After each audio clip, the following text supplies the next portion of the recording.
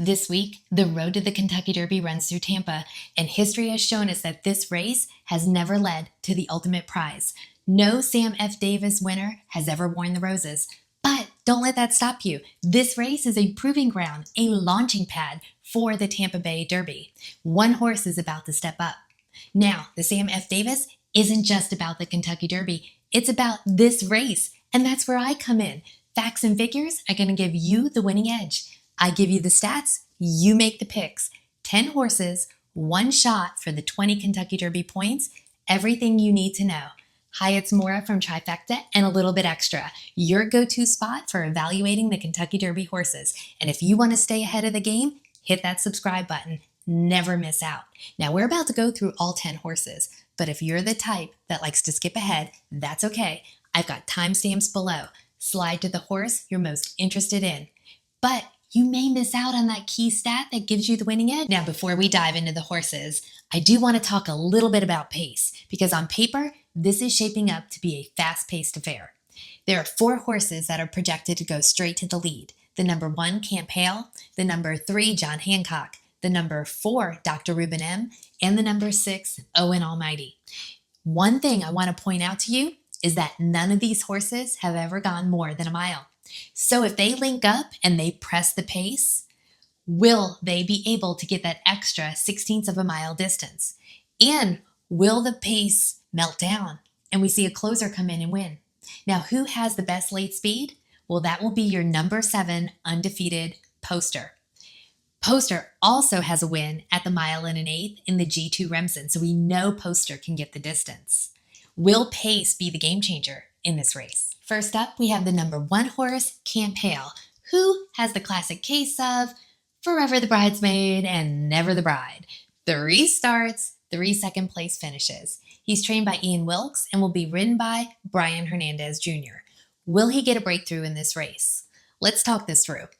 He began his career at Keeneland in a blistering pace 6 furlong maiden race, where he finished second, but ahead of Patch Adams. Now, Patch Adams was well regarded and went to the Southwest Stakes, but unfortunately finished 4th. Camp Hale in that race showed a lot of tenacity, and I really like that. Then he ships to Churchill Downs, a $120,000 maiden race going 6 furlongs, where he finishes second again, this time behind Guns Loaded. Unfortunately, Guns Loaded, he wilted last week in the Holy Bull, so not really formful there. Fast forward to his 3-year-old debut at Gulfstream, he's stepping up to the mile as the 2-5 favorite.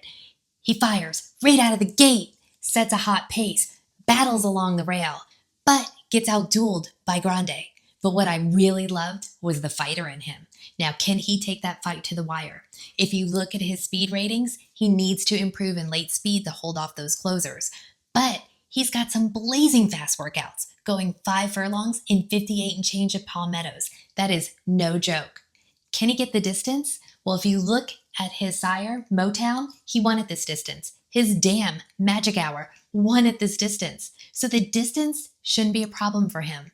Will Camp Hale storm to victory on the battlefield and get the win in the Sam F. Davis? Next up, we have the number 2 horse, Treaty of Rome, and this horse is nothing but consistent. 3 starts, 1 win, 1 place, and 1 show, and his team has a winning alliance. Trainer Chad Brown and jockey Dylan Davis, together they have a 29% win rate. His first try at the mile came in a $90,000 maiden race at Aqueduct, where he was the 3-2 favorite.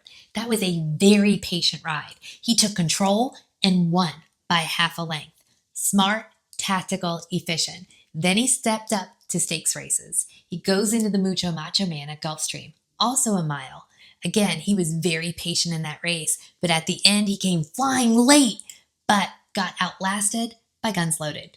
Now, we know what Guns Loaded did last week in the Holy Bull, finishing last. But what I really like about Treaty of Rome is he's been progressing in speed in each and every race, and Chad Brown has some really good statistics at Tampa Bay Downs. Can he get the extra 16ths of a mile? He's by Uncle Mo, and Uncle Mo is a good sire of routers. Will Treaty of Rome negotiate his way into the winner's circle at the Sam F. Davis? Next, we have the number 3 horse, John Hancock, and just like his namesake, he made a bold first impression. 1 race, 1 win, and what a win it was. He went gate to wire, cruising, increasing speed, and winning by 3 lengths. Now that kind of debut grabs your attention, but let's give it a little bit of context. That was a $53,000 6 furlong maiden race, so not a lot of class. But it was here at Tampa Bay Downs, so at least he has the track experience. Now his connections, top tier. Brad Cox as trainer, Flavien Prat as jockey, 39% win rate. One thing to note, he was a little bit green during that race. Antsy at the gate, hopped out of the gate, but he did take control and he was cruising at the end. So you have to wonder, how much more did he have left in his tank? He's by Constitution, who is a top sire of routers. One other little wrinkle, Lasix on in that race, Lasix off in this race. How well will he do? Will John Hancock stamp his name to the Kentucky Derby trail by winning the Sam F. Davis? Now let's talk about the number 4 horse, Dr. Ruben M, who is trained by Doug O'Neill. This horse has lots of experience, but can he operate at this level? 5 starts with only 1 win. It took him 4 tries to break his maiden, but when he did, it was at the mile distance. His next stop was the Remington Springboard Mile. Now that race was a very formful race. The winner, Coal Battle, went on to win the Smarty Jones, 2 Kentucky Derby prep races in a row. Then the runner-up, Speed King, went on to win the Southwest Stakes. So, how did Dr. Ruben M fare in that race? Not so great. He did duel for the lead, but he faded and he finished 4th. And that's kind of concerning given his sire is Vino Rosso. Also, his speed is a cut below the rest. I'm not so sure his experience is going to weigh out and actually get him the win in this race. Next up, we have the number 5 horse, Gateskeeper, who's just been standing at the door looking in to the winner's circle. 2 starts, 1 place and 1 show. He ships in from Oakland Park. In his last race, it was a $63,000 maiden race going a mile. In a big field of 11, he was the 3-2 favorite. He broke really well. He was stalking on or near the lead. He looked really comfortable, but when it came time to make a move, he just flattened out and finished 3rd. Another point, he's by Instagram, and Instagram as a sire of routers is a bit below average.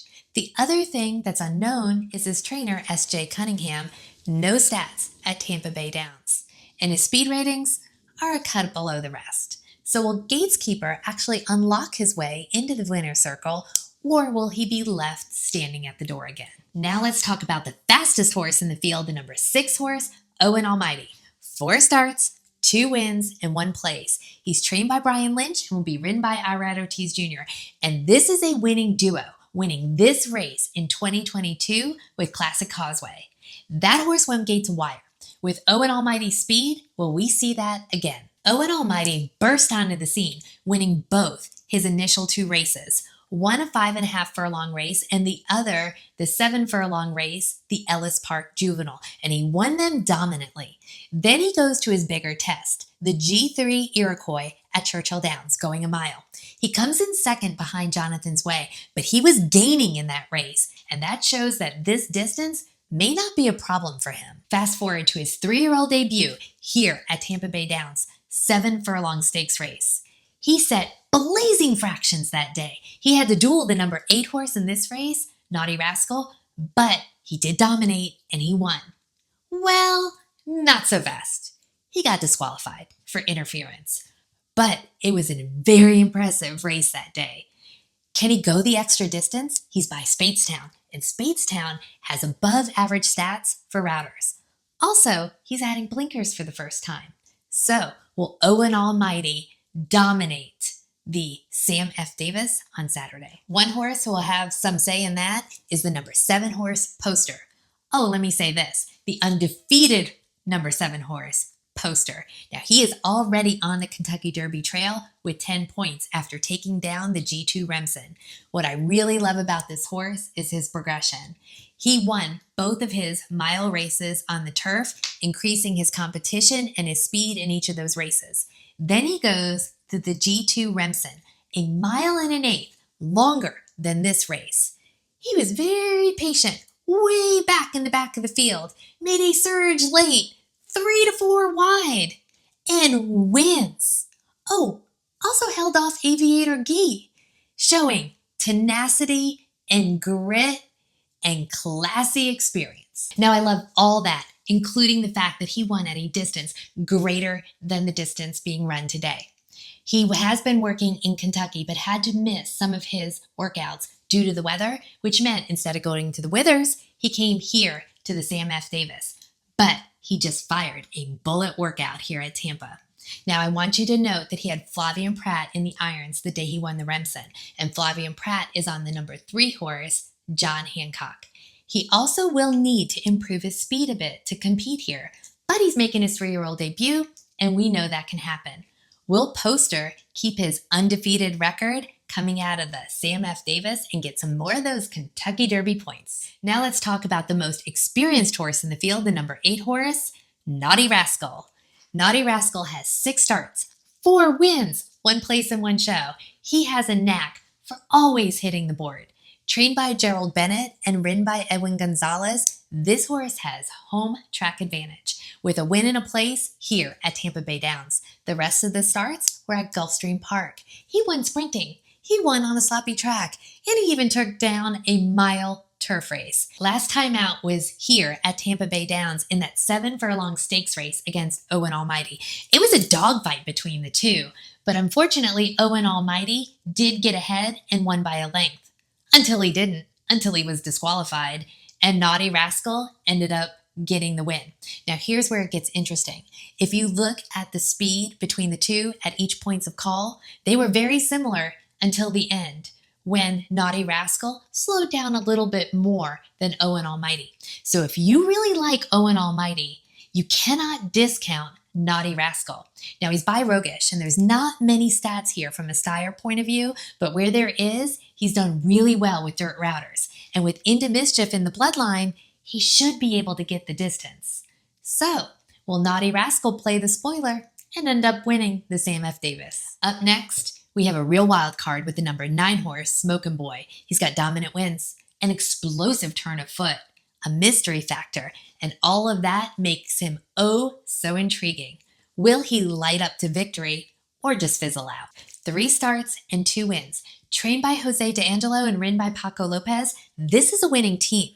This team won this race last year with no more time going gate to wire, but Smoken Boy has a whole other strategy. Now, all 3 starts came in Puerto Rico, and all 3 starts were on a muddy track, and he dominated some of those races, going 6 furlongs and winning by 6 lengths. Then he goes into a G1 stakes race where it was this distance, and he won by a whopping 9 lengths. Now, what's interesting was his first 2 starts, he was on or near the lead, but that grade 1 race, he was 6 to 7 lengths back, and he had an electrifying move before getting into that last turn. An incredible turn of foot, and he just blew his competition away. Now he's making his U.S. debut for trainer Jose D'Angelo, but this trainer, with a first-time trainer switch, has a 20% win rate and a 47% in the money rate.